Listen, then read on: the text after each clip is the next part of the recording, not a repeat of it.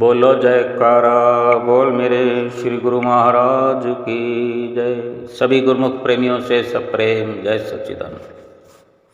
प्रभु की दी हुई जो हम जीवों को, हम इंसानों को जो शक्तियाँ प्राप्त हैं, जो प्रभु की ओर से हमें उपहार में मिला, यानी आज जो भी कुछ हमारे पास है, जो भी हम लेकर के आए हैं इस दुनिया में, पहले तो विशेष जो उपहार है हमें मिला प्रभु की ओर से, ये शरीर है।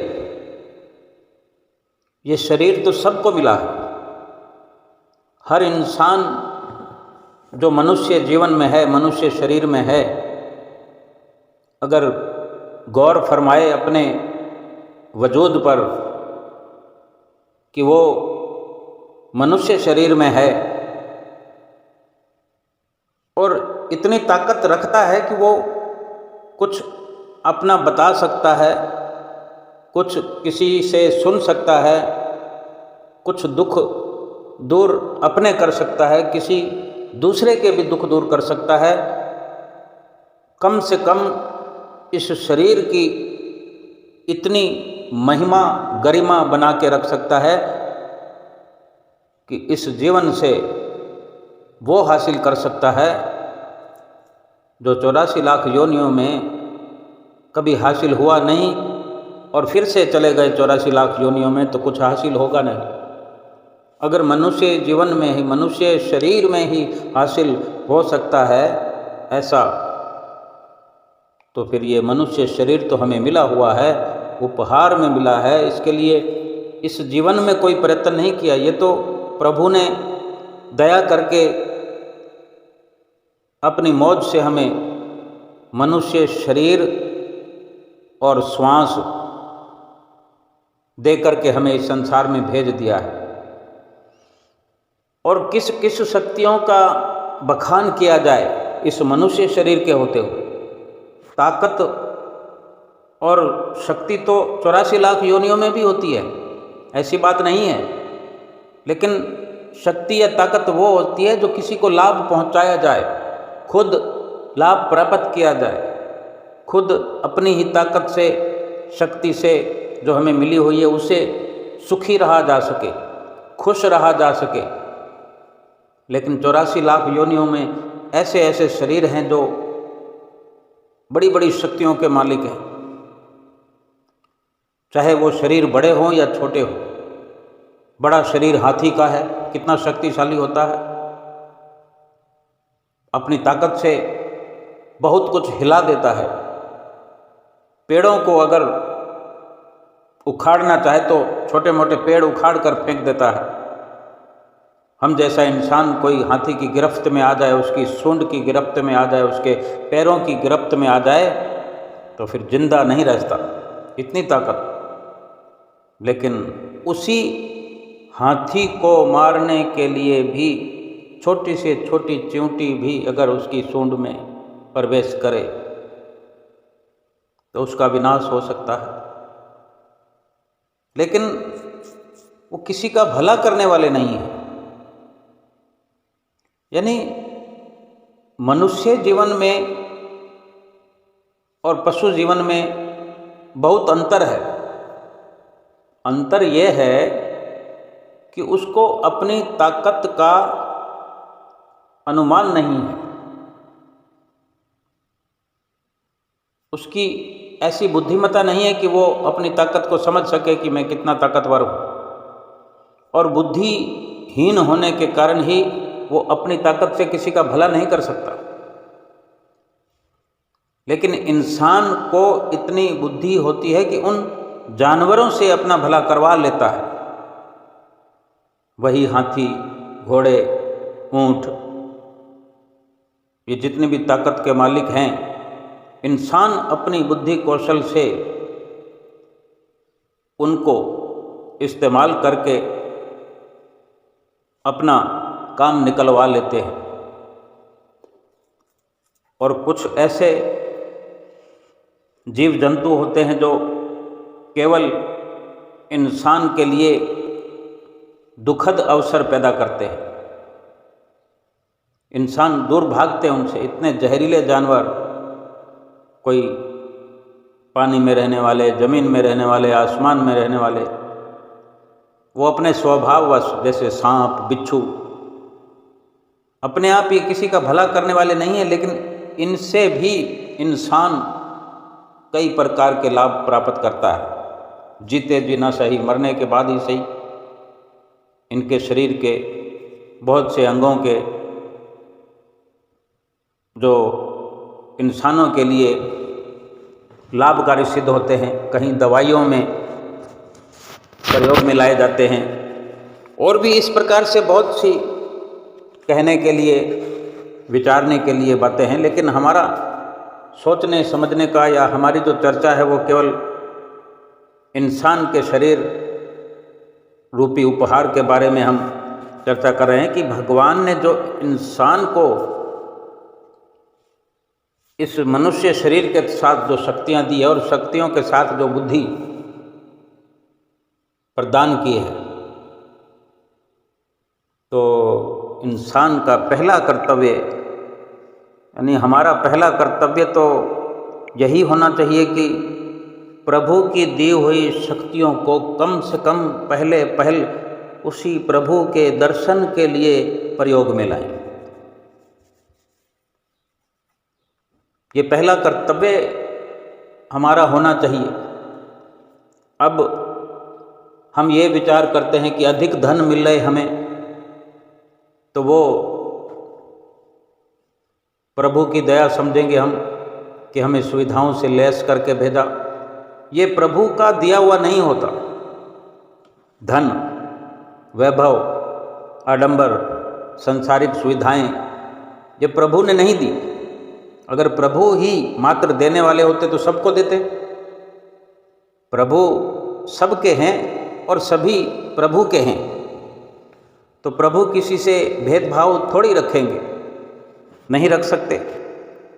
लेकिन वो सुविधाएं हर कोई अपने कर्मों के अनुसार प्राप्त किए हुए हैं। लेकिन प्रभु का दिया हुआ ये उपहार क्या कम है कि एक ऐसा शरीर और ऐसी मनुष्य के मस्तिष्क में इतनी उपलब्धियां हैं कि इतनी तरक्की कर सकता है। लेकिन जितनी भी शक्ति मनुष्य के पास है उससे परोपकार किया जाए, यानी हमें इन शक्तियों से मनुष्य शरीर के होते हुए जो हमें प्रदान है, प्रभु की संगत करें, सतगुरु की चरण शरण हासिल करें, सतगुरु की नज़दीकी, सतगुरु से शिक्षा ग्रहण करें और सतगुरु से ही मार्गदर्शन पा करके हमें इस दुनिया में किसी के दुख दूर करने का, किसी के दुख मिटाने का प्रयत्न करते रहना चाहिए। और इस प्रकार से प्रभु हमारे दुख कष्ट पहले से ही निर्वर्त कर देंगे। हम पर दुख आएगा नहीं, कोई कष्ट आएगा ही नहीं, क्योंकि हम वो कार्य कर रहे हैं परोपकार, भलाई का, जो प्रभु को सबसे ज़्यादा पसंद है। भलाई करना भगवान को बहुत प्यारा लगता है। कुछ आपस में रहते हुए कभी कुछ ऐसी घटना, दुर्घटना, कुछ ऐसी वार्ता हो जाती है कि फिर हम उसको दिल की गहराइयों में बिठाते हैं।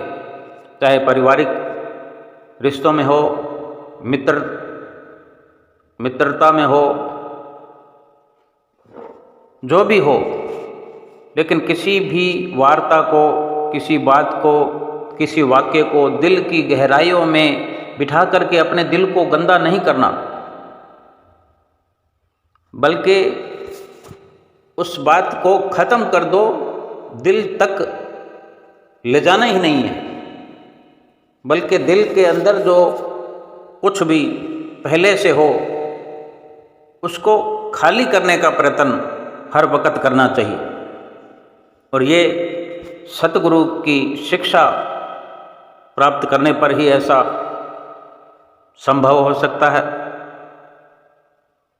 दिल अगर साफ सुथरा रहेगा, दिल खाली रहेगा, दिल के अंदर ये संसार के ख्याल, सांसारिक विचार, संसार की गंदगी, मोह माया का पसारा अगर दिल में न रखेंगे तो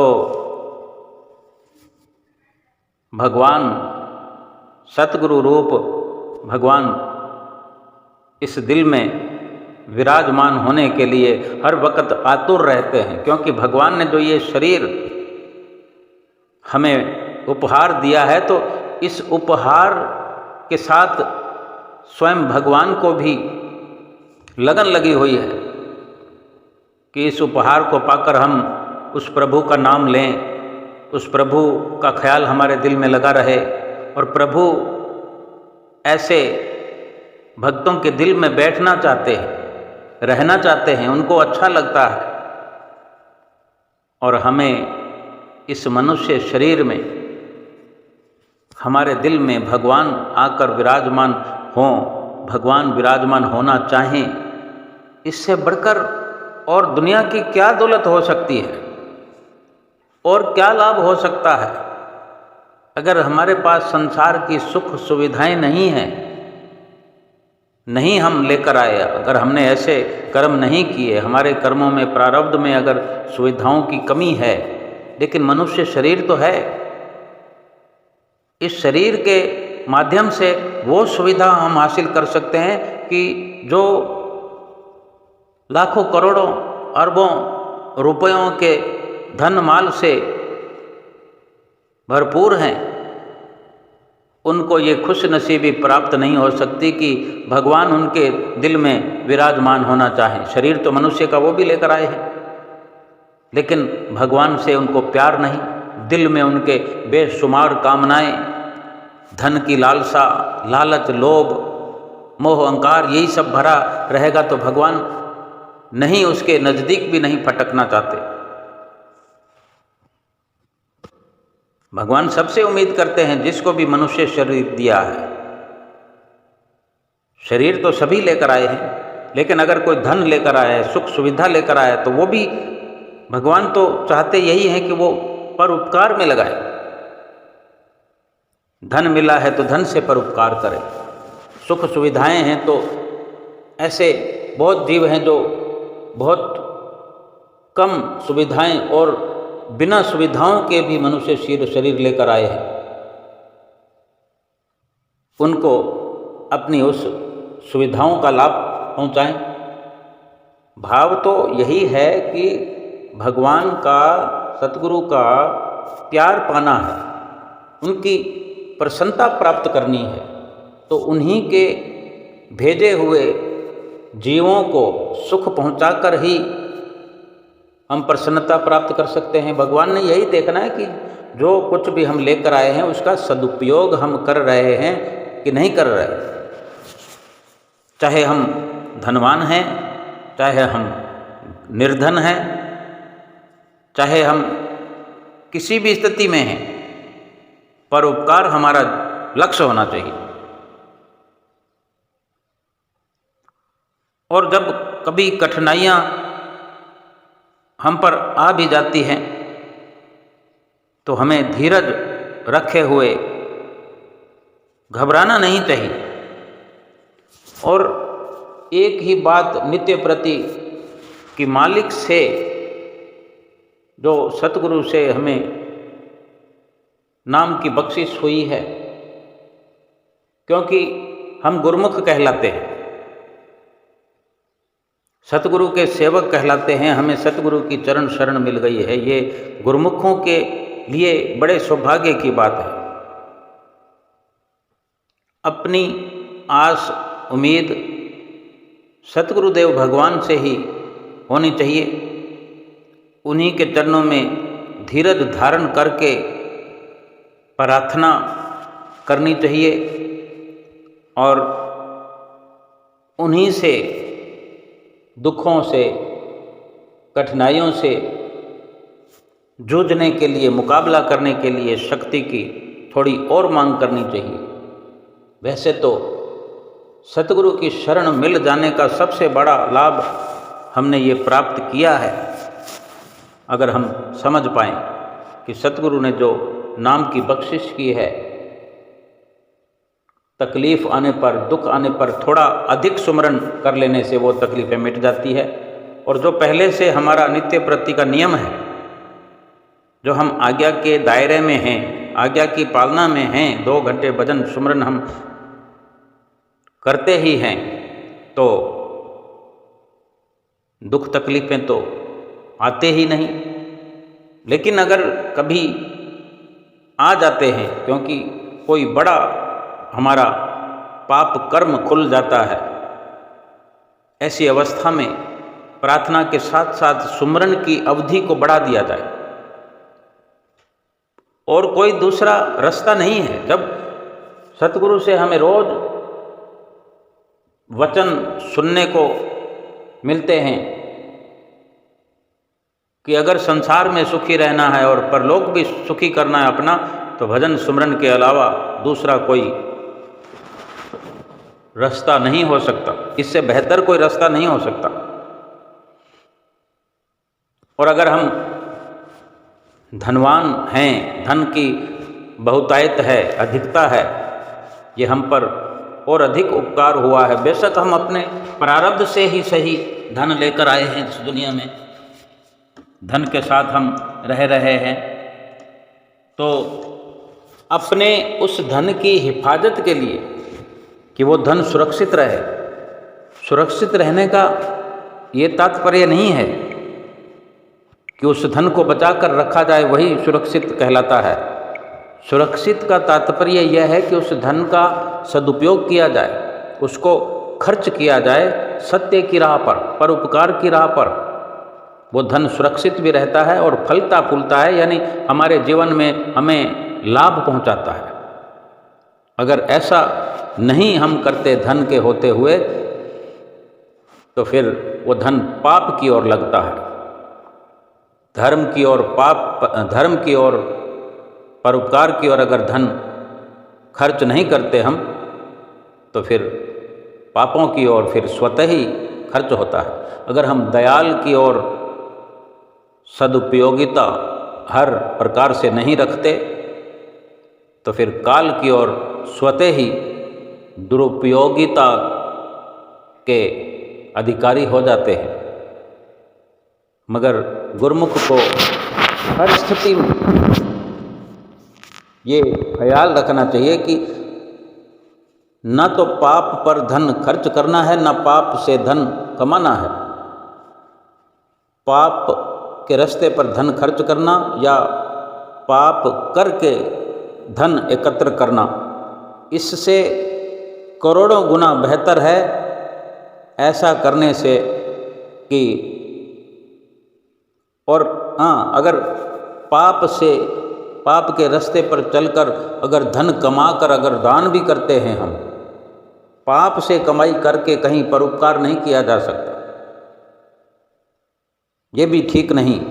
इन सब से, यानी पाप से कमाई करना या पाप के रास्ते पर खर्च करना या पापों के जरिए कमाई करके फिर कहीं दान करना, कहीं उपकार करना, इन सब से बेहतर है कि ऐसा दिखावा करने से अच्छा है कि रूखा सूखा खा करके अगर सतगुरु का बख्शा हुआ नाम जपते रहें, नाम का स्मरण करते रहें, तो ये सैकड़ों हजारों लाखों गुना बेहतर है। और हमें प्रसन्नता सतगुरु की हासिल हो सकती है इसी के जरिए, इन्हीं प्रकार के किए हुए जो हम सुमरन भजन करते हैं, सतगुरु की आज्ञा में रहते हैं, यही जरिया है सतगुरु की प्रसन्नता प्राप्त करने का। और सतगुरु की प्रसन्नता ही प्रभु की प्रसन्नता है। वास्तव में ये मनुष्य जीवन के जैसा उपहार बार बार नहीं प्राप्त होता, और इससे इतना लाभ प्राप्त किया जा सकता है कि ये जीवन ही खुशहाल हो जाए और परलोक भी सुहेला हो जाए। हमारे जीवन का ये लक्ष्य होना चाहिए कि जो सतगुरु से, जो प्रभु से हमें ये सुंदर उपहार मिला है, उन्हीं की दया से मिला है। अगर उन्हीं की दया से, उन्हीं की रहनुमाई से, उन्हीं के बताए हुए रास्ते पर ही अगर खर्च करते चले जाएं, चाहे तन मन धन जो कुछ भी है, तो ये उपहार जो है सदुपयोग होते हुए इसके बदले में फिर जो सतगुरु की प्रसन्नता प्राप्त होगी, प्रभु परमेश्वर की जो प्रसन्नता प्राप्त होगी, वो हमें अपने पास बिठाने में, पास बुलाने में, अपने साथ मिलाने में एक रत्ती भर की भी देर नहीं लगाएंगे। और ये कितनी बड़ी सफलता है। पहले भी उनकी प्रसन्नता और मौज के कारण ये हमें मनुष्य शरीर जैसा उपहार प्राप्त हुआ। उन्होंने तरस हम पर किया, दया हम पर की, प्रसन्न चित्त मन से भगवान ने हमें ये शरीर दिया है। और अगर हम इसका दुरुपयोग करेंगे तो क्या उनकी प्रसन्नता कायम अपने पर रख पाएंगे? क्या वो प्रसन्नता जाहिर करेंगे कि हमने ठीक किया? अगर हम इस शरीर का दुरुपयोग करेंगे, किसी पर जुल्म करें, अन्याय करें, 84 लाख योनियों के शरीर में बुद्धि नहीं है, वो अगर कहीं जुल्म करते हैं या परोपकार नहीं कर सकते, ज्ञान नहीं रखते, ये उनके अंदर प्रभु ने सक्षमता नहीं दी है। लेकिन इंसान को कहीं करोड़ों गुना बेहतर बनाया है 84 लाख योनियों से। सब योनियों से श्रेष्ठ है, 84 लाख योनियों से श्रेष्ठ ये मानव तन है, मनुष्य का शरीर है। और विचारवान हैं हम, विचार करके अपना लाभ और हानि समझते हैं। तो क्या इतनी सी बात नहीं समझ सकते कि जब पहले प्रभु की प्रसन्नता से ये उपहार मिल सकता है, 84 लाख योनियों की बजाय ये सर्वश्रेष्ठ मनुष्य शरीर मिल सकता है, तो इस मनुष्य शरीर में फिर अगर प्रभु की प्रसन्नता को ध्यान में रखकर एक एक पल, एक एक श्वास खर्च किया जाए तो क्या और अधिक प्रसन्नता हमें नहीं मिलेगी? अवश्य मिलेगी। फिर इससे भी बड़ी सफलता मिलेगी कि हम 84 लाख योनियों से मनुष्य योनि में आए, नर योनि में आए, और इस नर योनि में प्रभु की प्रसन्नता को प्राप्त करने का अगर हर पल यत्न करेंगे, प्रयास करेंगे, तो नर से नारायण के साथ मिलने का हमें अवसर प्राप्त हो जाएगा। और यही अवसर है, यही बारी है। मनुष्य जीवन का मिलना ये संकेत है कि अब इसके बाद में सीधा परमात्मा के साथ आत्मा का मिलन है। ये अवसर है हमारे पास। 84 लाख योनियों को ये अवसर नहीं है। उनको जब भी नर तन प्राप्त होगा तो उनको ये बारी मिलेगी, अवसर मिलेगा। लेकिन हमें ये बारी, ये अवसर हमें मिल चुका है कि अब इसके बाद सीधा नारायण से, सीधा भगवान से, परमात्मा से आत्मा का एकाकार किया जा सकता है। तो क्या हम ये चाहेंगे? कोई भी इंसान चाहेगा कि नर से नारायण बनने के बजाय 84 लाख योनियों में चला जाए? कौन चाहेगा? और अगर नहीं चाहेंगे तो फिर हमारे जीवन का लक्ष्य हमें स्वयं निर्धारित कर लिया कि हमें तो नारायण से मिलना है, तो फिर नारायण के पहुंचने के लिए, नारायण के पास पहुंचने के लिए नारायण वाले रास्ते पर चलना पड़ेगा। वो तो फिर नारायण का सुमरन है, भजन है, उनके कीर्तन हैं और उनकी याद हर वक्त दिल में बसी रहे। उनको रटते रटते, उनको याद करते करते ही तो नारायण के साथ मिला जा सकता है, उनके धाम में पहुंचा जा सकता है, उनका दीदार किया जा सकता है, उनसे एकाकार किया जाता है। और मृत्यु से पहले ये संभव है, और मृत्यु का तो पता नहीं कब आएगी। इस मनुष्य जीवन का जो लाभ है, इस मनुष्य जीवन के अंत से पहले पहले ही किया जा सकता है। वक्त हाथ से निकल जाए और अगर पता नहीं है कि कब अंत होना है, तो फिर उस कार्य में लगना जो हमारा लक्ष्य है, जो हमने प्रभु से मिलना है, नारायण से मिलना है, उस कार्य को करने में देर ना करें। हर वक्त सोचें कि क्या पता यही श्वास आखिरी हो, यही श्वास आखिरी हो, यही श्वास आखिरी हो, और हर श्वास में नाम जपते रहें। इतना सुंदर हमें रास्ता बताया है सतगुरु ने। नाम का सुमरन जपने के लिए हमें हर पल जतलाते हैं, चिताते हैं, याद कराते हैं। एक भगवान की याद हमेशा बनी रहे, सतगुरु की याद बनी रहे, और मृत्यु का ख्याल हर वक्त याद रहे कि क्या पता किस टाइम बुलावा आ जाए, कौन सा पल आखिरी हो, कौन सा श्वास आखिरी हो। जैसे फरमान भी है, दो बातों को याद कर, जो चाहे कल्याण, नारायण एक मौत को दूजे श्री भगवान। संत नारायण दास जी हुए हैं जिन्होंने अपनी वाणी में ये सत्य दर्शाया है कि ये इंसान हमेशा दो बातों को याद रख, हर पल दो बातों को कभी नहीं भुलाना।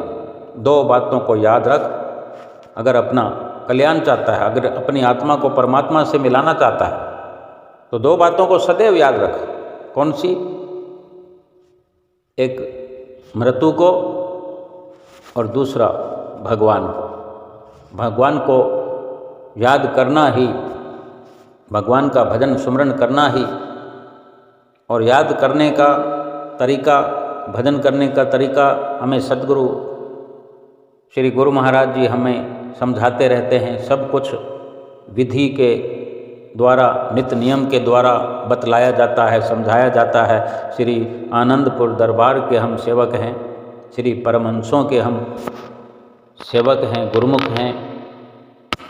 हमें इतना सुंदर अवसर मिला है मनुष्य जीवन के साथ। ये सारे अवसर सभी को प्राप्त नहीं होते जो हम गुरुमुखों को हुए हैं,